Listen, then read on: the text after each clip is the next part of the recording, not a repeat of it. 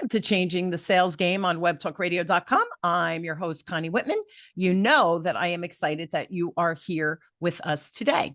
So as you listen to the show every week, right, changing your sales game, whatever that means to you, to help you on that journey, you know I have a gift for you.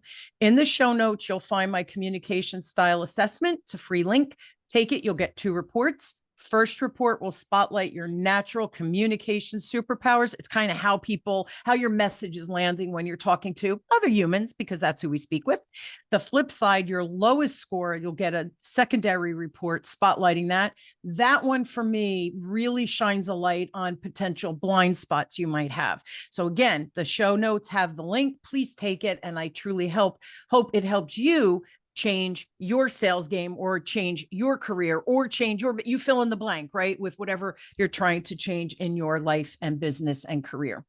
Now, my motivational quote today, you know, I always like to start to set the table for my guests and our conversation, is by Bruce Lee. And Bruce says, knowledge will give you power, but character, respect. Now, I love talking about sales. It's my favorite thing to do. And most of you, if you've been following me for a while or have been trained by me or whatever, you know my motto for sales is we have to sell through love, care, and respect.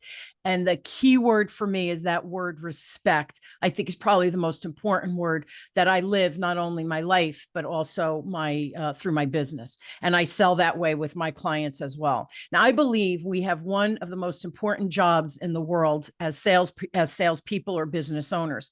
We are here to serve and help people with our products or services, whatever, to help their life, to help their career, to help their business, whatever it is that you're offering to your potential client or your best client. Now, I want people to feel better after speaking with me than they did before they ever met me. And this matters. This really is at the core of who I am and matters greatly. So sales and respect are 2 words that I believe should be married together every time we go into a sales conversation with a prospect, a center of influence, and or an existing client. So who is my amazing guest today that we're going to dig into this whole sales philosophy? Her name is Justine Beauregard. Now, Justine has been a sales coach and trainer since 2008. She's helped hundreds of small business and entrepreneurs increase their income by up to 2,300%. Yes, 2,300%. And by the way, she has fun doing it. So please help me welcome Justine to the show. So kiddo, thanks for being on. Thank you so much for having me. Oh my gosh, I need to go get that assessment right away. I'm like, I could just listen to you all day. Why am I here? Oh, you're so cute. You know, it's funny. I recorded another show earlier today and we were talking about business and blind spots and all of that.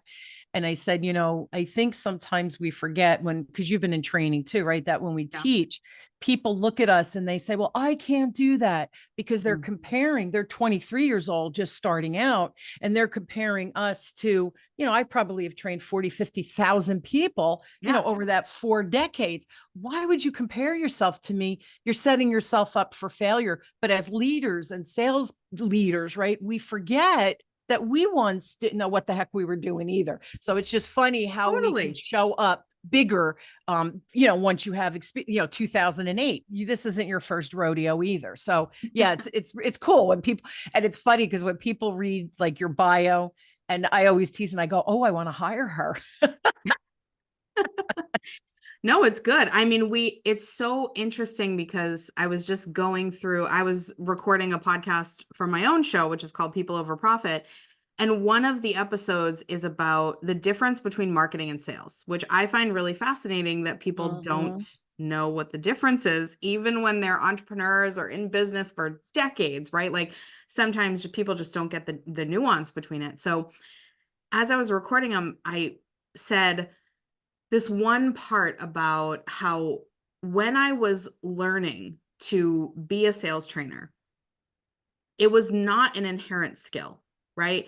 I knew how to sell, but I didn't know how to train other people what I was doing because why would I, right? Like I couldn't even figure out how what I was doing was even working at that point. I had to go through a process of trial and error and think about, well, the way that makes sense to me doesn't make sense to them. So I have to find a different way in. And that strengthens your ability to sell, because you learn your communication style, like you said with your assessment. You learn what other people's blind spots are and what maybe feels like, something very obvious to you that's actually within your own blind spot, because that part of your sales process just comes naturally to you. So when you say, just say this thing, and they're like, well, tell me exactly, I want a script. And you're like, no, you don't want a script.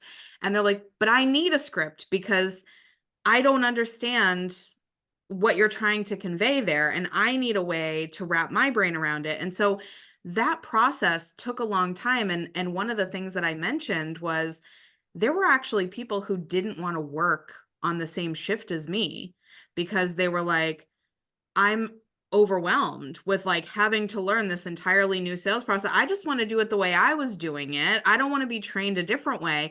And getting them enrolled and getting them on board was a form of selling too. And so That's right. all of these things, it's, we learn it, but I think actually training is, in any capacity, deepens our understanding of a topic and makes us better at sales inherently, because as we do those activities, we get better at communication, we get better at active listening, we get better at all of these fundamental human skills, which are also sales skills. It's so true. And I'm giggling because, so, when I'm training now, whether it's virtual or live, and I'll say something, somebody will ask me a question, and I'll go, oh, I think I would phrase it this way. Right. And it comes out of my mouth.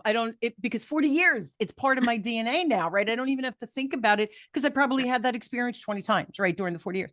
So I'll respond, and people will go, wait, say that again. I want to write it down. I go, no. You can never say it like me, right? Because I'm coming from a different age group, female versus male, whatever it is. So I said, but think of your client that just you popped into your head as I was saying whatever it was I was saying. And I go, now let's frame it in your language. Same template, right? Let's get the concept down, the essence of what that question was, or that comment that I made. But now you have to make it yours. You can't talk like me, and I can't talk like you. And as soon as we see, that's why the communication style is so critical. I have to understand my strengths and blind spots, because, by the way, when we're selling, sometimes we're talking to people who communicate 180 degrees different than me. So what do you say? Oh, well, I'm not going to make that sale because they talk differently than me. No, you figure out, well, what do they need from me so that my message lands the way I'm transmitting, but they're receiving it the way they need to receive it. And once you understand how you communicate and what your strengths are and potential blind spots, now all of a sudden we're engaging more deeply. And in this case, right, with humans, whoever the other human is, no matter what we're selling. So that's such an important thing. And the other thing I wanted to comment on, as soon as we start teaching the concept that we've been living and breathing, people ask us questions. Well, wait a minute. What about this? What about this? What about this? And all of a sudden we're giving examples. So next time you teach that same concept, you're including their questions, you're answering right within. Yes. So teaching makes us better at, and then fill in the blank again with whatever we're selling. So it's all about skill development. And, you have younger children. My kids are, in their 20s, they're in the throes of their career. And all I keep saying when they have a bad day, you're learning from that experience. You're building your resume. You're building your business chops. It's all good. Trust me, 10 years from now, you're going to look back on whatever that experience was and say, holy smokes, if that didn't happen, I wouldn't have learned this, and I wouldn't have applied it, and I wouldn't have gotten that promotion or whatever. It's all together. But when you look at the individual, like you're saying, that individual skill, you're like, wait, how does it fit in? So you have to have, and that's why you talking about the process is critical, because habits are good, but if they're organized, duplicatable, repeatable, now we're thriving, us as salespeople, but us as trainers, or teachers as well. So it all fits together, what we're going to, and especially what we're going to talk about today. So hopefully everybody's excited listening, thinking, ooh, I want more from Justine and Connie now. All right. So tell me, I want you to define, what do you think? And I'm going to do air quotes if you're listening on Apple Podcasts. What does good selling look like? I'd like to see your vantage point on this. I think it's so interesting, because what I find in doing this work all the time and working with different people all the time is my answer changes all the time. Like sometimes I'm leaning more into like good selling is really being a good human. It's Mhm. listening to people, it's being with them in the moment, it's having compassion. Sometimes, like this week, what I would say to you right now, actually, what is great selling, because a lot of the conversations I've been having with clients and prospects and all these people is maintaining great levels of curiosity, because so many people make statements and that is very closed ended versus I just want to understand more. I just want to be with you in this moment. And that's near and dear to my heart, because I think sales only works when you remain curious. And Agree. the minute you start sharing your own opinions or telling people how to feel, you take away their ability to be the hero at the center of the story. And I remember one of my coaches saying to me, you always want your clients to be the star. That's right. And I said, that's exactly what I want, but not just my clients. I want everybody to be the star. I want my husband to be the star of our relationship. I want my kids to feel like the star. I want my clients to feel like the star. I want myself sometimes to feel like the star. So what do I need to do to make everybody feel like I am being with them? I'm being present. I'm giving them mindful attention, that they're important to me, that I care about them. And all of that is rooted in curiosity instead of just doling out my thoughts and opinions without a care for what they have to think or say or feel about that topic. Yeah, I love that word curiosity. I think if I had to pick a word, two words for me would be I'm always respectful to whoever the other human is, because I do see people are dealing with something. Everyone is. So Yeah. I always try to be very human, right? Compassionate, whatever. So respectful. That's the word that comes to mind for me. And the other word would be curious. So I'll give you a real quick example. I have a client up in New Hampshire, corporate client, bank, and I did a quick like a quick speaking thing for them. They were kicking off a program and then we're going to do a bunch of training. So one of the business development officers emails me and says, okay, I'm curious. How should I follow up? So I thought, well, follow up on what? After networking and email, like what after a meeting, like I ground me. So I emailed her and I said, I don't know how to answer this. I know what my follow-up process is. I don't know what your follow-up process should be. Can we jump on a call? Blah, blah, blah. Yeah. We get on a call. I was hysterical because what did I do? I asked questions. I was curious and I said, Yeah. talk to me. You've asked me this question. Where did it come from? I know you're asking because something happened. And we ended up, and I asked more questions and more questions and more questions. She did most of the talking. So at the end, and I said, you realize it's not just follow up. You're talking about a whole business development process. Here's where it sounds like you broke, you were in stride and then you kind of collapsed and now you're trying to get back. And she goes, yes. She goes, how did you just do that? It's called curiosity. Notice I could have emailed you and said, oh, here's my follow-up process. That's what you should do.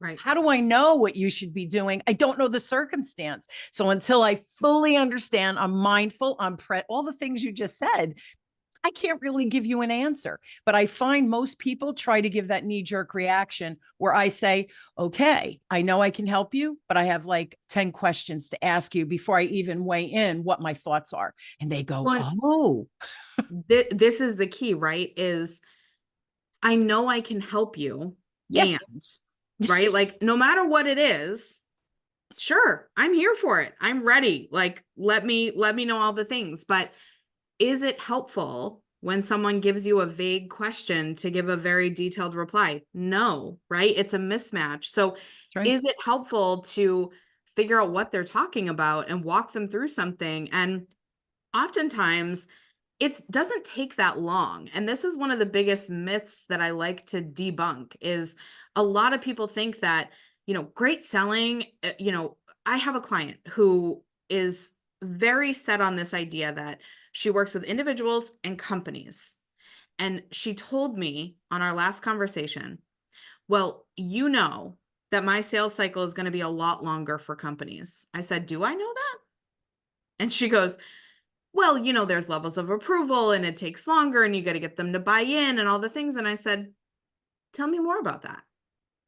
And so we start going deeper and talking more and I start asking more questions and she goes, oh, well, I guess it doesn't have to take that long. And so as she's convincing herself of what I already know, which is that's a story. That's That's not a right. fact. That's right. Let's get to the root of it. Right. And so then we end the conversation and I go, so what's your best next step? And she goes, I think I'm going to close this person tomorrow. And I'm like, me too. I love it. I love it. So it just, it's that perspective. And I think part of it too, one of the things when you were talking about respect, I wrote down this phrase, platinum rule.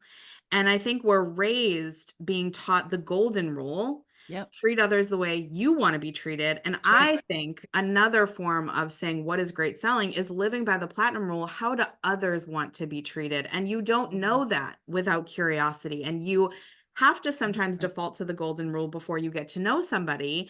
But ideally, you want to operate within your client's favorite communication style. If they like texting versus email, or, I have clients who are leadership coaches, and some of the people they work with are CEOs of companies, and they're very busy and they're traveling all around and they're never in one place. And they're like, well, I emailed him 5 times and he didn't get back to me. And I go, okay, well, did you call him? Did you text him? How does he like to be communicated with? They go, I don't know. Okay. Question 1 in your onboarding questionnaire, how do you like to be contacted? Now she texts him 5 minutes later, he's getting right back to her. I'm like, see, now you know, but that is living by the platinum rule. You might like to email, but you're not going to get a response that way very quickly. And if you want the response, go to the platinum rule. And so that's another way to respect people, to make it easier. And it doesn't take any effort to do it. It's true. And it's so funny because I have clients who they say, Connie, I want you live. And I say, you understand it's costing you more. I know. I want you live. And okay, that my job is to help them with their sales culture and their sales, acumen within the organization, all their salespeople. Okay. You understand, I'm transparent. It's costing you more. And they say, I know, but I want you here. Okay. So, and then other people, I give the options and they say, oh, well, that one sounds more affordable. And we could even dig in a little deeper when we do it virtually, right? It's not like from a fire hose when I'm live because I have them for 6 hours, right? I'm talking fast and I'm trying to get as much information versus when we do it, it's over a period of time.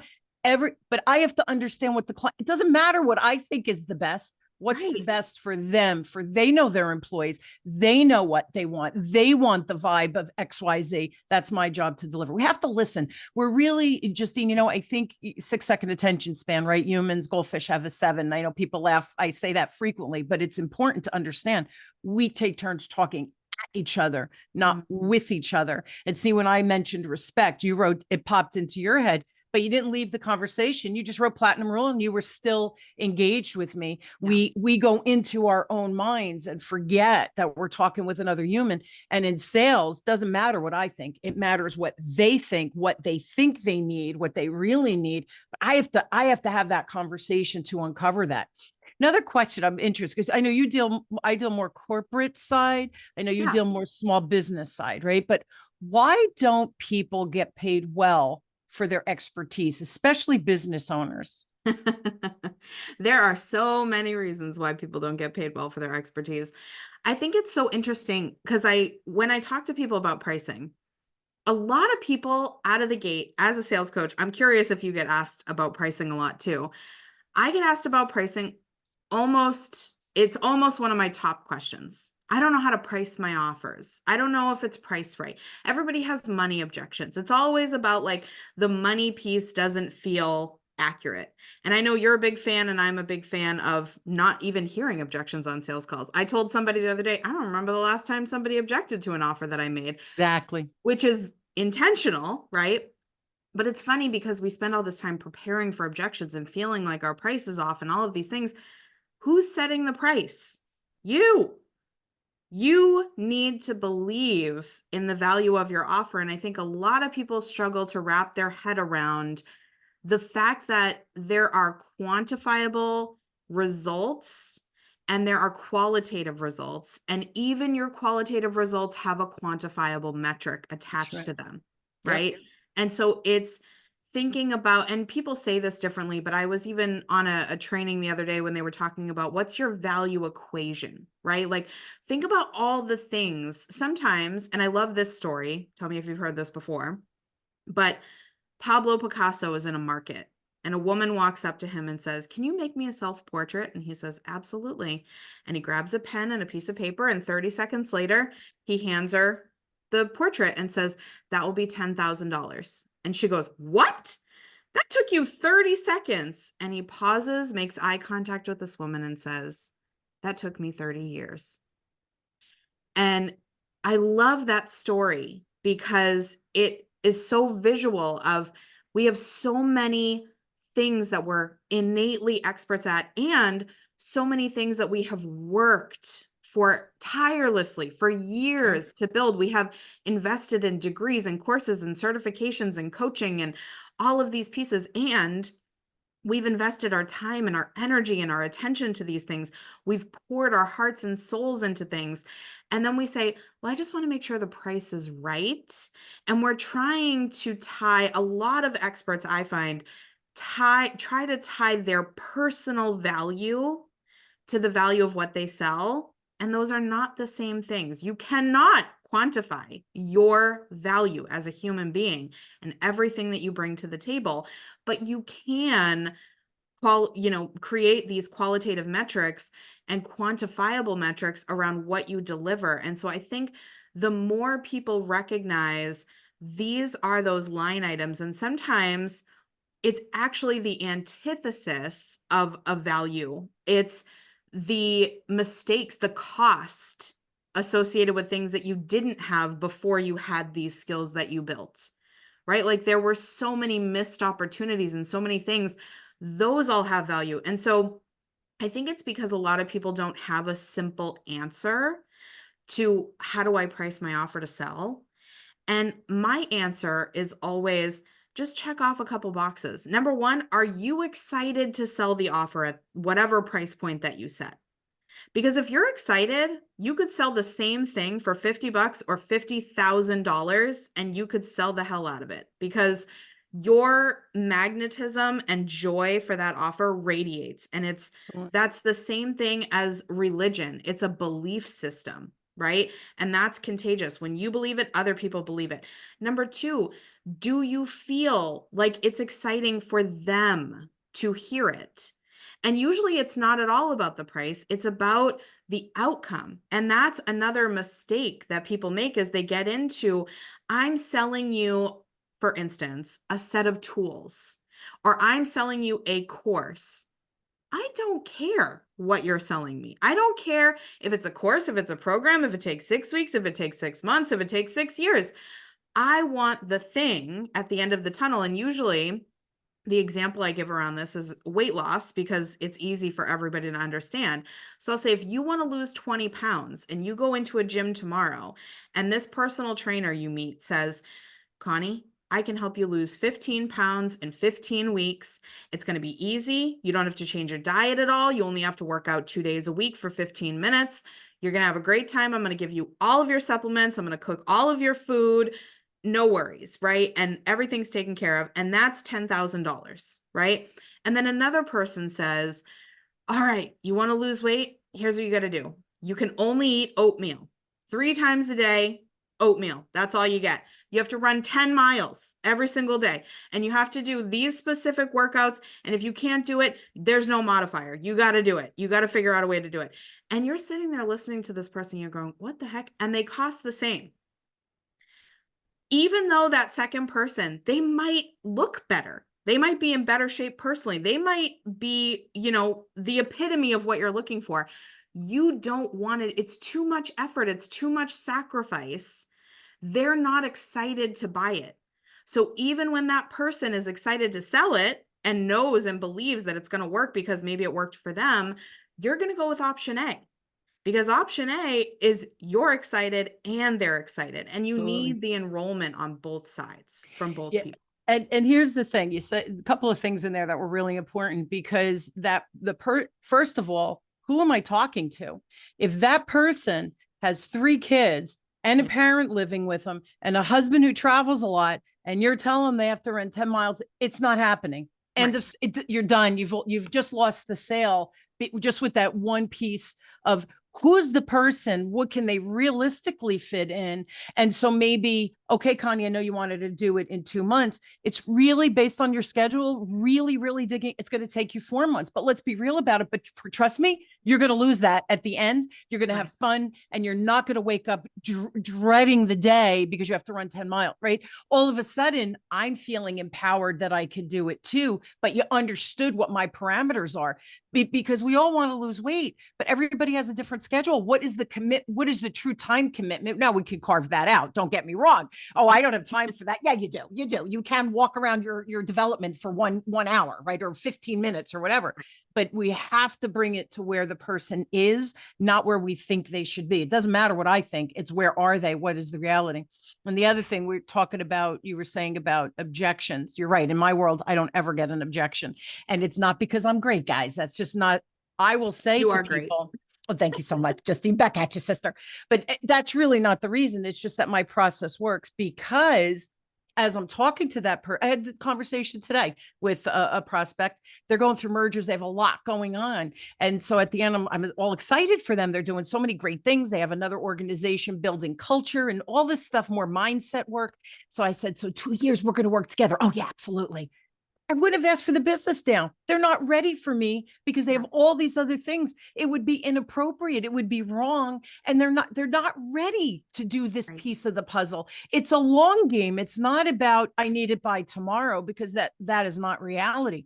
But now that person, we talk quarterly. We love each other. Hey, what was our vacation? It's not always about business either, but it's about getting to know each other and trusting each other. And when the time comes, it's not how much do you cost? He knows I'm not going to be cheap, right? But he knows that he's going to get his money's worth out of me. And here's the last thing I want to say about the money. You should never apologize. You should never discount as long as your pricing is fair. Here's the thing. If you're selling something that's really worth $1,000 in the marketplace and you think you're worth 25,000, do a little bit of a reality check. Okay. So that's the first thing. Be fair, right? Be fair to who you're selling to. And the price point should equate to what the deliverables are. So that's the first piece of the puzzle. I have a pricing grid. This many days that you want me, this is what the cost is. I'm about the relationship. I don't want a one and done. You want a one and done? I could do that. It's going to cost you more than if you want to build a culture and bring your whole team through, right? So that's the first thing people have to understand. And the other thing is sometimes people say, we need all of this. And I say, and it's not going to happen in a year. Your people cannot learn that much and you don't have the budget.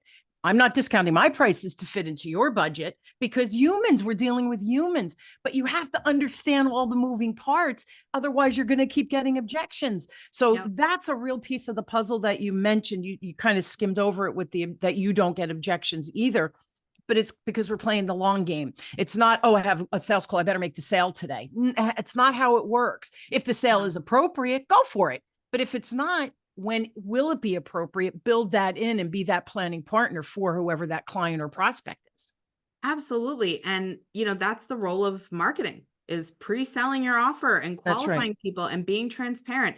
My pricing's on my website. Anybody can go there and see what the pricing is. So that adds a layer of, it's very easy for me to feel like, when someone asks me the pricing question, this is what it costs. This is what people pay me. I don't have to reduce, like, the value is 10x what you're going to pay. And that's how I like to feel when I'm selling.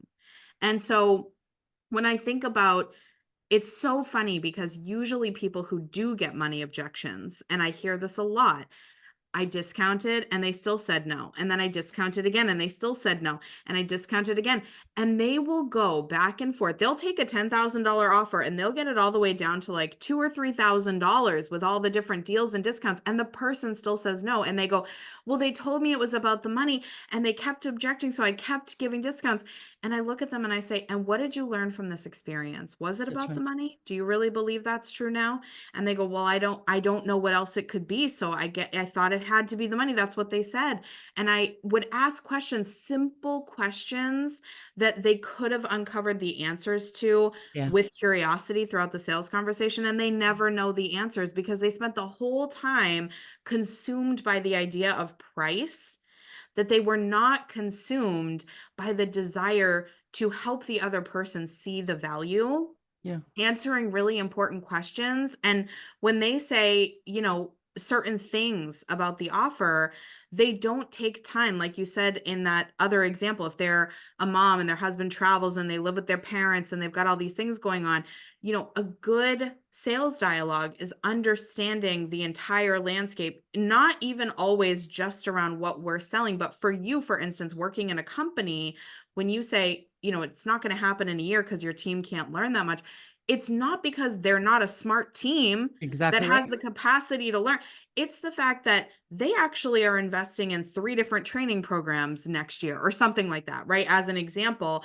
And they've actually got a couple of different fundamental skills that have to be simultaneously learned and managed and spread across the team. And this is how they're going to be integrated. And they need a certain level of practice. And certain people need to learn how to be better leaders and bring other people up in the organization. Right. And you need more time with those people. And you only figure those things out by sitting with them and asking the right questions. So it all really comes back to that. And it's so interesting because when I meet again with a corporate client, there's a lot of people at stake. It's not just a one-on-one, right, with a business Right. owner. And a lot of times I'll say, tell me your perception, whoever the executive is, your perception of what is the skill level. And it's Mm, interesting because sometimes they'll know, or sometimes they'll say, well, I have the regional here. I'd like each of the regional to talk about their teams. yeah. And then, but now I could, and then I'll ask them questions. Well, are they doing this skill? No, they're not. And I say, okay, we need them to do that. Okay. Right. So again, I'm not giving any recommendations. I'm just understanding. And then a lot of times people will say to me, I never thought about the skill level coming in, that we do have some veterans that maybe have only been with our organization. And then we have other people who actually come in more skilled because they worked with 3 organizations over 20 years. So they have a little bit more exposure to different leadership or different models and what have you. And I go, well, how do we bring all of them together? What is the culture you want? Like, and then they go, oh, we have to think about that. And I go, well, that's okay. That's why we're having this conversation. So it Yeah. just, again, I think we tried it and we're out of time, Justine, but I think the bottom line, well, we should do another show, by the way, but because this is just too important. And I have even more questions that I know, again, because you deal with the smaller business, I deal with the more, billion-dollar organizations. But at the end of the day, it's the same behaviors It and the is. same approach. Just our ideal clients just varies ever so slightly. So I do think that these conversations are just so valid for my corporate people, but for Yeah. individual business owners listening as well. The last thing I did want to say was we are dealing with humans. And I always say to, especially a CEO, I go, you realize like we're doing this training. I come in for a day, let's say, to train Justine or her team. Yeah. Who's following up? Mm, Who's holding them accountable? Who's inspecting what's expected? Is there a coaching program? Do you need me to teach the coaching? Do you have somebody else who's going to? And they go, oh, I didn't think of that. Oh, I didn't think of that. I said, you yeah. don't want to spend money and it go down the toilet. So after the training is when the real learning begins. So, and I say, remember, we're not lifting people's brains, lifting the head up, flicking a switch, and they know what I know after 40 years. It's not how it works.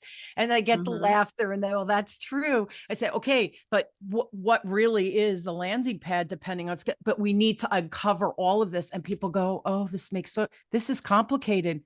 It is. And it isn't. If we understand the human and where they are, we have to meet people where they are Yeah. and then understand what your end game is. There's a gap, right? What is that bridge? Now we have to build the bridge, but now we're dealing with facts. The bridge becomes super easy. And it really, and you said something before too, and the word clarity popped into my head. When Mm, you're talking, or they were worried about the money being the excuse. It was an excuse, right? Because they really didn't want to buy the program. Probably correct. something else was going on, their own defeated attitude or whatever, right? Something personally was happening, but Mhm. there wasn't clarity in how that person, they were worrying about the money, not clarity of, well, wait a minute, do you understand what you're getting at the end? Clearly the client didn't, or Mm, there was a missing disconnect between them. If clients, whoever you're selling to, has clarity of what they're actually going to get and it is valuable to them right here, right now, they're going to say yes every time. So that absolutely. clarity of exchange, people who are clear will make a move. People who have questions, they're not going to buy from you because they have too many questions internally. And then the buyer's resistance, that's another whole topic, but the buyer's resistance kick in.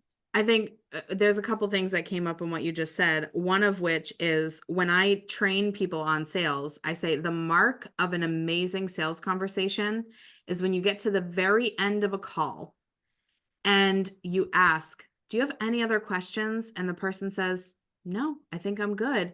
And you pause and say, don't you want to know what it costs? That's my favorite way to end a conversation. They go, oh yeah. Like I mean, it didn't really matter, I guess, because I was already sold. And Right. that's the mark of a great sales conversation. And another thing that you said about the continuation and the coaching and ingraining these skills within your people and making sure that they're well equipped long term to use them and master them and do all of the things with them. I really believe, when you look at the buyer cycle and people talk about it's 3 stages, right? It's awareness, consideration, decision. And I actually add on a 4th one, nurture, which when people say, what do you teach when it comes to sales? I always say it's not like just talking to someone and overcoming objections and defining your sales process. It's pre-sales, it's during the sales conversation. And more importantly, and most importantly, it's what happens after the sales conversation. Right. And it's increasing that lifetime customer value. It's becoming part of the culture. It's those long-term relationships. But more important than that, it's understanding the needs that drive the decisions to move people forward, that actually you care, which is the mark of a good salesperson, is caring about people, Right. respecting them and wanting them to get their value. It's not about that one and done. Sometimes it is. Sometimes I offer laser sessions. I tell people, if you got one problem, come to me, we'll solve the problem. No Sure. problem. Sure. But most importantly, a lot of times they need more than that. And it's a disservice to overlook that out of a fear that you don't want to oversell something or get into a weird conversation about price. What matters most is what they're needing. And that nurture piece is so critical. And it's just one of those things where you have to think about it as a holistic approach. It's Absolutely. what's their experience during every stage, and especially the last one. Selling actually, in my mind, and I'm curious to hear if you agree with this, begins really taking off once you make the sale, Absolutely. because it is serving them and making sure that they get everything they need. And if I want to guarantee results of my offers, which I always do, and I know you do, then I better deliver what I say I'm going to deliver. And if that means that they're going to have to pay me 10 times as much because I'm going to have to work with them for however long, that's what it is. And I think they're going to get on board if that's the outcome that they want. Because at the end of the day, we're selling the outcome, not the offer. And here, amen. And here's the other piece of it. They're going to become your best referral partners too, because they know Perfect. exactly what you can do. They know who your ideal client is because they're your ideal client, and Yep. you get referrals. I have lived off referrals for 23 years in business. Yep. And then I lived off referrals in my career after 5 years in sales, starting in my 20s, not having a network. And within 5 years, I was living off referrals. So this is what we're talking about. It really is playing that long game. And the last thing I just want to comment on, it's funny because my clients, probably August, September, they reach out and they say, hey, Con, we're talking about next year. What do you think our employees need? Because they look at me as an expert. They say, we have this many new hires. What new classes, old classes, right? Because I come back and I do quarterly classes for them for new hires, newly promoted, that kind of thing. And Yeah. they'll say, and is there a price increase? Just let us know. Here are the numbers we have. Just give us the numbers so we can put it in budget. Not sending a contract or anything yet. I go, okay. I go, I'll give me a few days, right? And I get that to them. And then what happens is they'll send me other people. And I had one CEO, she said to me at Christmas, we sent each other a little gift because she's lovely, I'm lovely, right? We love each other. And she said, I just want to, in the note, she said, I just want to say thank you. Not only did you deliver what you said you were going to deliver, my people love you. And I can't believe the changes I'm already seeing. I'm excited for 2024. I don't have to make another sale because I'm over delivered. Exactly what you said. They're getting 10 times what they're paying in the result. And she's seeing the results now. The proof is in the pudding. You can't just show up and make the sale and make the money and think I'm done. It's the deliverables that are really where the rubber, I think, hits the road. And then that's how we generate referrals. And that's another whole conversation, right? Well, How do and we that nurture? is, it's how it becomes cyclical, because That's right. when you master Passive the income. nurture, it feeds the pre-selling, which That's right. means I don't have to do any marketing. Most of my business is just me sitting back and getting on maybe a sales call every once in a while. People just go to my website, they apply, they work with me. It's easy. I spend most of my time now just fulfilling and enjoying the process of doing it. And I don't have to work so hard for it. Like when people are are saying, it's so much work on the back end, or I've got to maybe restructure my offers. I'm like, don't you think that's worth it? Don't you think it's worth it? Because when you change your offer to fulfill and meet a need that someone is telling you that they need, you're keeping that client longer. They're referring you to other people. Now you don't have to market. How many hours are you spending on marketing right now? 5 hours a week. Okay. How about you spend 2 hours a week fulfilling that client, increasing their lifetime customer value, getting 3 referrals from them, and never having to think about that again? They go, oh yeah, I guess it's worth it. Right. And Time that's is the money. point. Absolutely. Absolutely. Justine, it's so funny. It's simple as long as you understand how Right. simple it is, then you know what to execute. And this isn't a diss on anybody, right? I've been doing this 40 years. You've been doing this almost 2 decades. And I say this to the, in my classes, I have a lot of young people who graduated and they look at me sometimes feeling defeated. And I look at them and I go, do you think I came out of the womb like this? You don't compare 40 years to 6 months in a position. You Right. have the personality, you have the gumption, you have the smarts, you have the ambition, you have the curiosity, you have this loving energy. You're going to do great. Can you walk before you run? And they go, oh, I feel better. Right. So we compare that comparaphobia is very bad. Don't compare yourself to those that are 10, 20 years ahead of you. You're not being fair to yourself. Learn what you can from them, but don't compare your numbers or your results with someone who has just a bunch more of experience, right? Because it becomes part of our DNA. We don't even think about sales anymore. So true. I equate this to the passport. You got a passport, you're expecting to have traveled the world the next day. Nobody does. Like, what the heck? It's totally unreasonable. You just got the passport. Put one stamp in it. You're going to get there. I love it. I'm going to use that. I'm going to tell Justine said it's like a passport. We are out of time. So listen, guys, if you need more Justine in your life, go to her website, which is JustineBeauregard.com. I will put it in the show notes. Email Justine if you have a specific question, Justine@JustineBeauregard.com. And you do have a free gift. I'll put that in the show notes. Just tell everybody what they get on that link. Yeah. So if you go to JustineBeauregard.com/link, it's got a couple of different free resources. So you can choose your own adventure, whatever's speaking to you, whatever gap you need to fill at the time. And there's also a link at the very bottom of that page to my website podcast, People Over Profit. So you can listen to those very short, digestible episodes on sales, marketing, business growth, things like that, where we really cover topics in detail in short bursts. So each episode is about 15 minutes. It's going to teach you something. It's going to give you a next step. So you can really listen, quickly take action on it, and start seeing progress right away. Love it. So I will put all 3 links in the show notes, guys. Reach out to Justine, check her out. She might be what you need, the next step in whatever your business growth is, your sales acumen, whatever it is. Justine might be the answer. So thank you so much, Justine, for being on. Always a great lively conversation with you. Loved it. Thank you. I love it too. Thank you so much. And I hope you will join us weekly as we question, build, and discover, no matter where you are in changing your sales game, your career, opening a business, whatever it is, fill in the blank. I really hope my guests and I provide some ideas, even if it just creates curiosity within you to explore further, or something we said where you think, oh, that's so easy. I can implement that to my sales calls, or I can implement that into my teaching my team of leaders, or whatever it might be. So again, information's a beautiful thing. I say this every show, Justine. Information's a beautiful thing. If you do nothing with it, simply information sitting in your brain. I promise you, as soon as you put that idea, tip, strategy, whatever we talked about that resonated with you today, put it into action, there's a reaction, and then magic happens on the back end. It's magical, but it's not, because you're in full control. So again, take the tip, idea, strategy, put it into place. And I know it's going to change your life. Thank you again, my friend, for being on.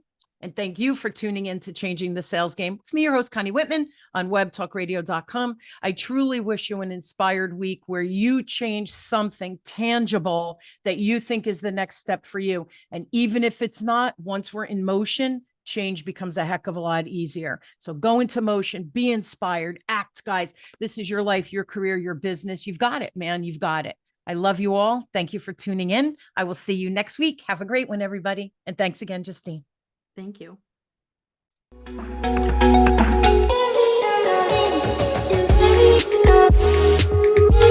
Up.